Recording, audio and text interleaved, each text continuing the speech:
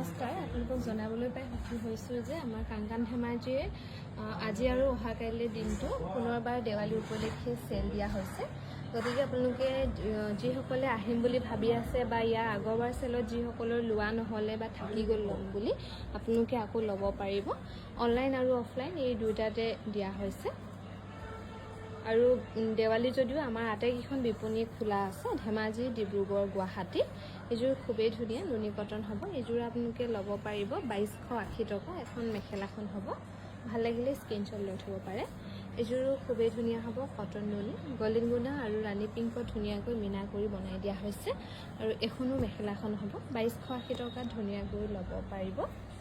আৰু এইযোৰো খুবেই ধুনীয়া হ'ব, কটন নুনি। এইযোৰো আপোনালোকে ল'ব পাৰিব 2280 টকা। লগতে এখন হ'ব মেখেলাখন 2280 টকাত ধুনীয়াকৈ ল'ব পাৰিব।